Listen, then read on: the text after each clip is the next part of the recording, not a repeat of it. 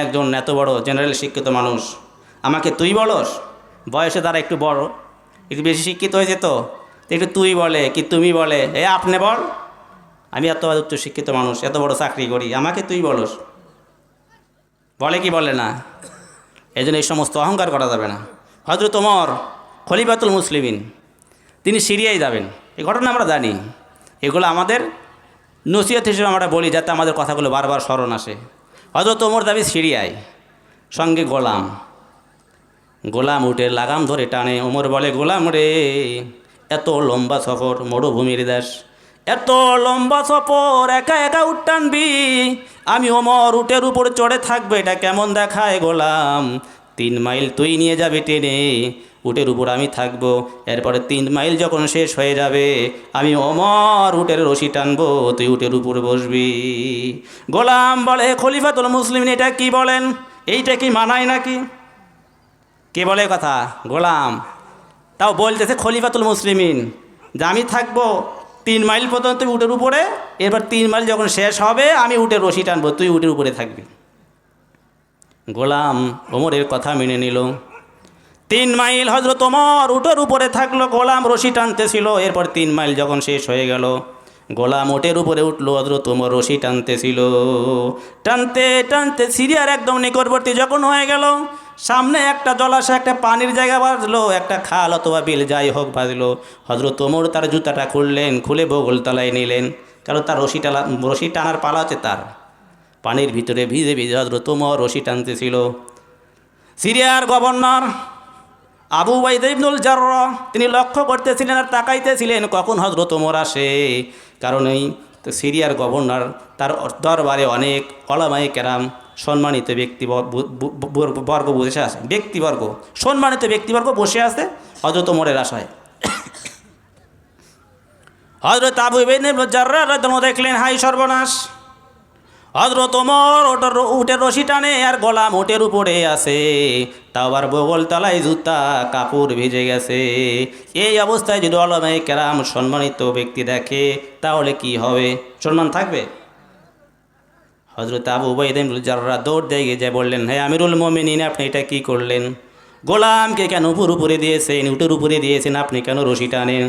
আমার সংসদে, আমার বাড়িতে অনেক সম্মানিত মেহমান, এরা যদি দেখে আমার সম্মান থাকবে না, আপনারও সম্মান থাকবে না। তাড়াতাড়ি উপর উঠে আপনি উপর বসেন আর গোলামকে নিচে নামায়া দেন। গোলামকে নিচে নামায়া দেন, আপনি উটের উপরে বসে পড়ুন। হযরত ওমর বললেন, হে আবু উবাইদা ইবনুল জাররাহ রে, মানুষ কি বললো আমি এর পরোয়া করি না। মানুষ নিন্দা করুক আর সুনাম করুক, আমার কোনো যায় আসে না। আল্লাহ পাক আমাকে ইসলাম দ্বারা সম্মানিত করেছে। কি দ্বারা? আল্লাহ পাক আমাকে ইসলাম দ্বারা সম্মানিত করেছে, এটাই যথেষ্ট। মানুষের সুনাম আর দুর্নামের পরোয়া আমি করি না। একজন খলিফাতুল মুসলিমিন, এই ছিল তাদের অবস্থা। আজকে আমাদের অবস্থা কি?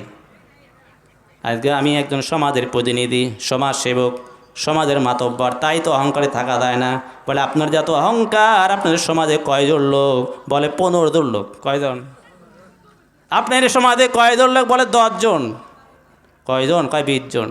এই 10 জনের প্রতিনিধি, এই 10 জনের নেতা, তাই পাওয়ার। ঠিক না বে ঠিক? একজন মেম্বার, তার পাওয়ার কত?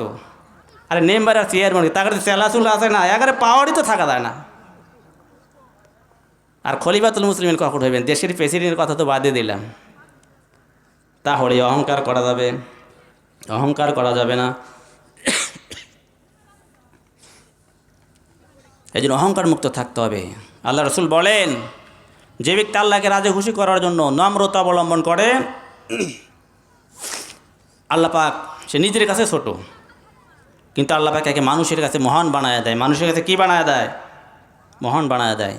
আর যে ব্যক্তি অহংকার করে, ওমান তাকাব্বারা ওয়াদাহুল্লাহ ফাহুয়া ফি আইনিন নাসি সাগীর ওয়া ফি নাফসিহি কাবীর হাত্তা লাহু আহানু আলাইহিম মিন কালবিন ওয়া খিনসির। আল্লাহ রাসূল বলেন, যে ব্যক্তি অহংকার করে, নিজের কাছে সে নিজে অনেক বড়, আমি অনেক বড় আলেম, অনেক বড় মাস্টার, অনেক বড় নেতা, অনেক বড় এই, অনেক বড় সেই, বলে কি বলে না?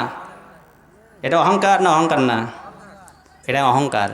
এই অহংকার করে নিজের কাছে সে অনেক বড়। আল্লাহ রাসূল বললেন, মানুষের কাছে আল্লাহ পাক একে ছোট বানায় দেয়। শুধুই ছোট বানায় না, হাত্তা লাহু আহানু আলাইহি মিন কালবি ওয়া কিনজির, শুধু ছোট বানায় না, শুয়োর কুকুরের চাইতেও নিকৃষ্ট করে দেয়। মানুষ শুয়োর কুকুর দেখলে যতটুকু ভয় করে, সম্মান করে, এদেরকে তাও করে না। এটা কার কথা? আল্লাহ রাসূলের কথা। এই জন্য অহংকার করবো না, অহংকার মুক্ত থাকবো, নম্রতা অবলম্বন করব, অল্প আমল অল্প সম্পদের উপর আল্লাহর কাছে সন্তুষ্ট থাকবো।